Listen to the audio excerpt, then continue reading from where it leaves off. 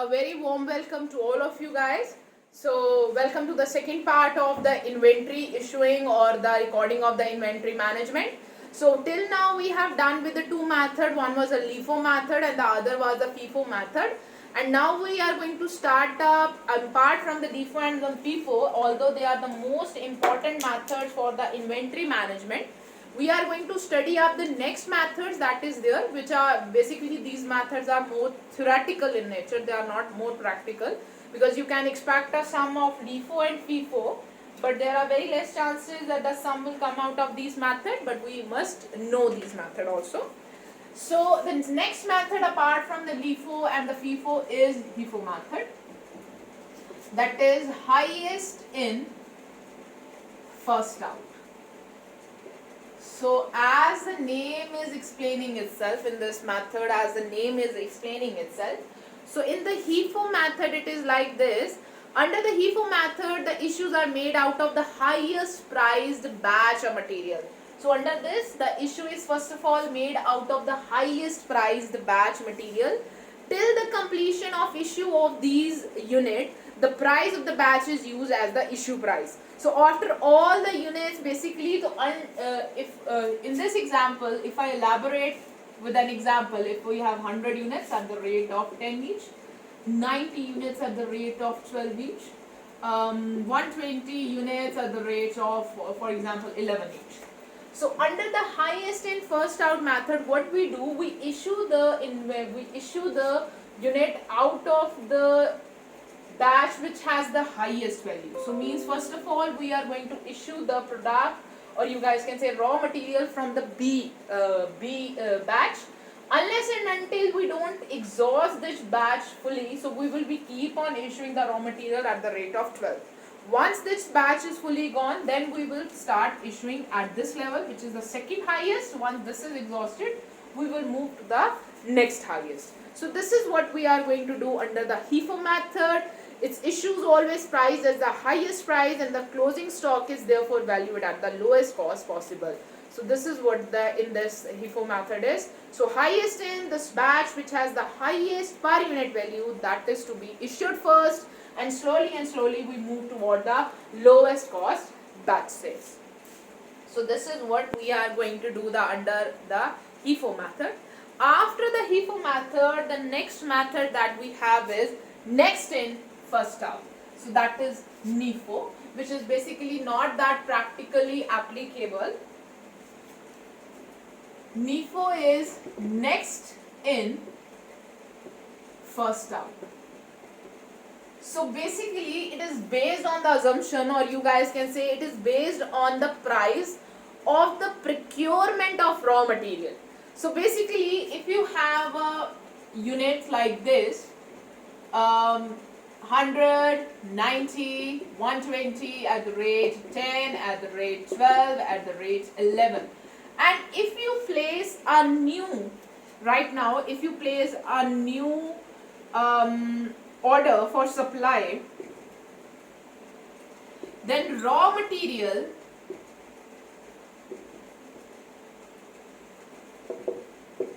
will be available at the rate of 11.50. So means if you currently place a supply order or a reorder for the supplies, then you currently will be able to get it 11.50. So means this will be the rate at which you will issue your inventories into production. This is what is the basis of next in first out method. So under the NIFO method, the issues are priced at the price at which the order for the material has been placed but not yet received. So in this way we are able to issue our raw material at the current prices. So any kind of fluctuation in the prices or the change in prices can be evened out, and our closing stock will also be based on it. So this is what the NIFO method is. So the production is complete. The NIFO method is almost similar to the LIFO method. It is also almost similar to the LIFO method. For example, in the stock there are two batches of raw material. One is 20 and the other is 22. Further, if you have to place a reorder for any new batch and it's come with a 23. So means you will be issuing your raw material out of 23 batch and you will be issuing at the price of 23, which is the current market price of the raw material. So this is what the NIFO method is. So with this we are done with the two methods, that is HIFO and NIFO, along with the FIFO and LIFO. So basically FIFO and LIFO are very important methods that we have done theoretically also and practically also.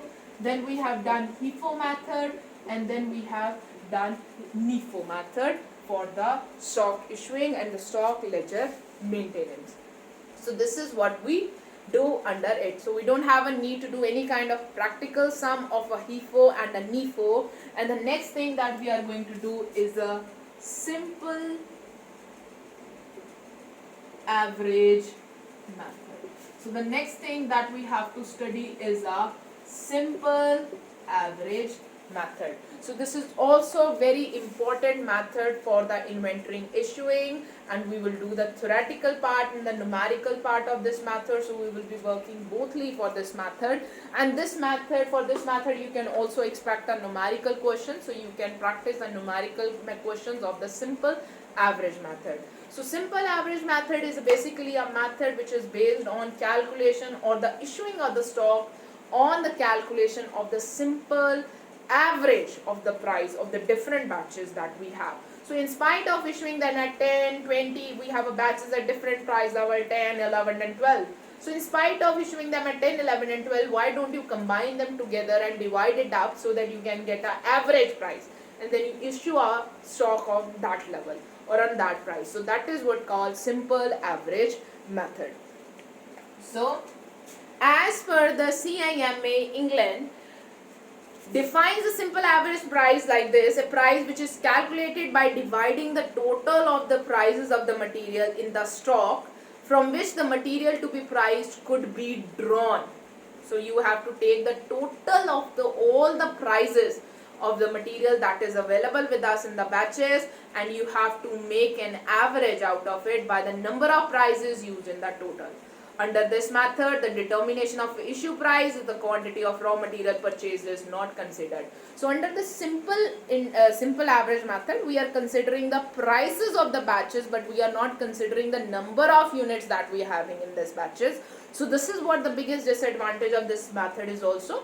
But along with that, it's also made the calculations more easy in this method. The average price is calculated by adding the prices at which the material is on different dates were purchased during the year and period, and divided by the total number of these batches we have.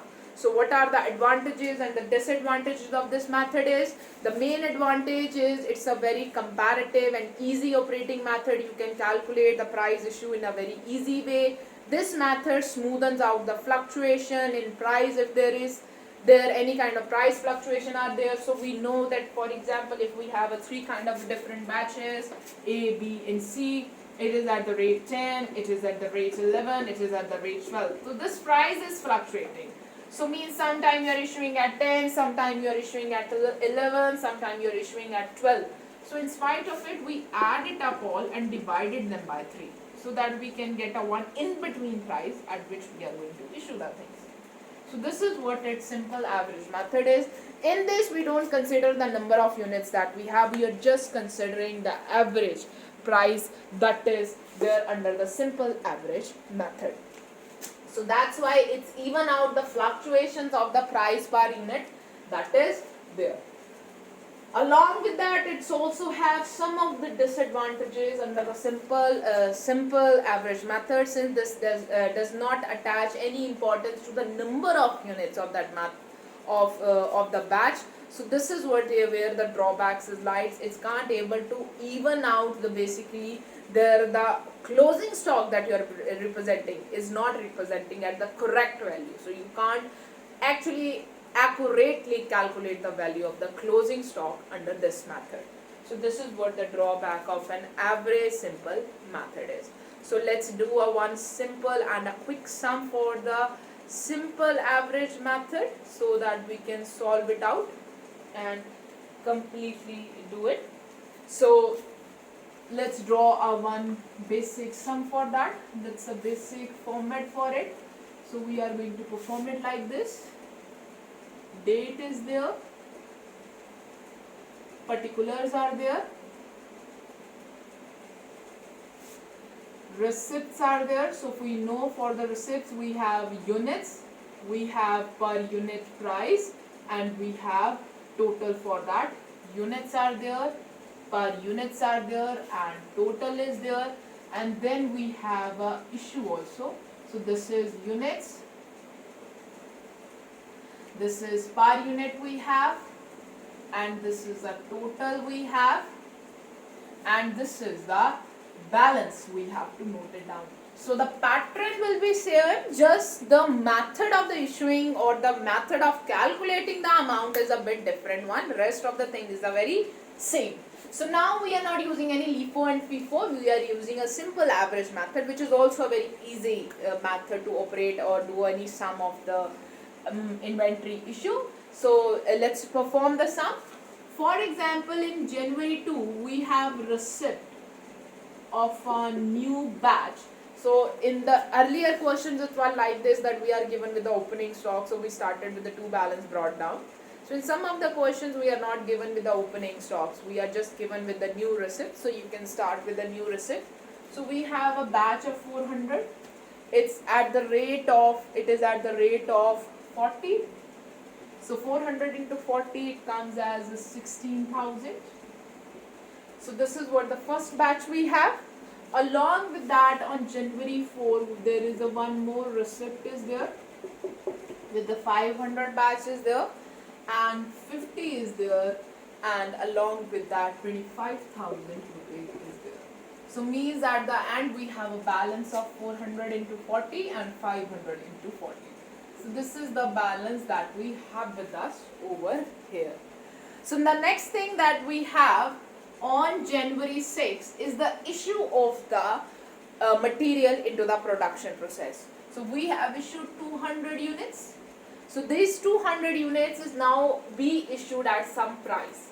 So these 200 units may go from the first batch. There is no issue in that. You can choose it from the first and second, but we basically choose it from the first. So we are issuing it from the 400 batch, that is our first batch, but the price is not going to be the 40. Because we are not following first in, first out. We are following simple average method. So means what we have to do, we have to compute the average of these two prices that we have with us. So 40 plus 50 divided by 2. So it comes as 90. So when you divide the 90 by 2, it's going to come as a 45. So means we are going to issue it at a 95. Multiply it with the 200, it's going to come as a 45. So this is how the simple average method works. So if I have to write down the rest of the amount over here, so it will come out of this 400, 200 of 40 and 500 of the 50 of the next of the batch is there. So this is what we are left with, the balances. So after this transaction we are given on January 7. On Gen 7 we have we have receipt of 600 units, 660 units, so 36,000 of raw material we have with us. So now we have a batch of 200 into 40, 500 into 50 and 600 into 60. So this is the batch of the raw material that we have with us right now. So after this, on January 7 or on January 8, whatever the date is, we have issued 200 more units in the production. So this 200 units might go from the first batch, but the price will not be the 40. Now it will be the average of 40 plus 50 plus 60 divided by 3. So 40 plus 50, 90, 90 plus 60, 150 divided by 3, it is going to come as a 50. So 200 into 50 is going to be 10,000. So this is the value that is going to be here. So this is the average price that is here, and we are going to calculate the balances like this. We have left with now 500 because this 200 has already solely been used, 50, 600 and 60. So this is the balance we have left in this transaction after giving issuing 200 more of the units in the production. So after this, there is again an issue of 200 units. So 200 again. So it might be issued from this, but the amount will be now, we have left with these two. So 50 plus 60 divided by 2. So it is going to come as a 55. So 200 into 55, you guys can calculate the things and you guys can write it down the things in this way. So this is how we are going to perform a simple average method. So you guys can have a look in this. I have calculated the average. I have calculated the average of the thing in spite of using the LIFO and the FIFO. So I have just put it up the average of the things, calculated the average of the per unit that we have used. So this is how we solve the sum as per the simple average method. So please do practice this sum more and more. That is given to you guys in the books, so that because you can also expect this question in the paper, the issuing or the preparation of the ledger, simple stock ledger using a simple average method. So now after this we have another method which is called weighted average method. So after this method we have one more method which is called weighted average method. So there are two methods we have. One is a simple average method, other is a weighted average method. So under the weighted average method, what is the difference between two? Under the simple average method, we are just considering the per unit price. We were not considering the units in a one particular batch. But under a weighted average price method, we are going to consider the number of units that is there. So means we are not going to calculate the average of the per unit price. We are going to calculate the average of total value of the stock. So under this method, consider the cost of the material and the number of units of the material. In brief, the weighted average price is calculated by dividing the total cost of material on the date of issue by the total quantity of available material. If this is therefore necessary under this method to compute the issue price as soon as the fresh consignment are received. So under this method you have to compute the issue price as soon as you are receiving a new assignment. So basically under the weighted average method, what we do, if there are three batches we have of 100, of 90, of 150 or 120 at the rate 10, at the rate 12, at the rate 11. So in the simple we are just taking the averages of this. But in the weighted we will take the average of this. So 12, 120 into 11, whatever the amounts will come, you add it up divided by 3. So this is what the average that you are going to take under the weighted average method. So you are going to consider the number of units also, you are going to consider the number of cost per unit also. So the advantages of weighted average method is this method is simple and easy to operate as compared to the for the computation of issue price.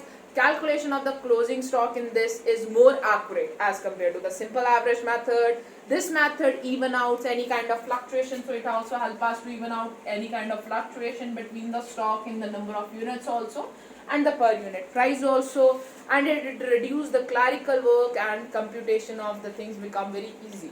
But this method is very difficult when the order of the things received again and again, because then the calculation increases and the computation of the average price becomes very difficult thing. So this is what the disadvantage that is related to the weighted average price. So now we have left with the next method, that is a standard price method. So the next method apart from the weighted average method is the standard price method.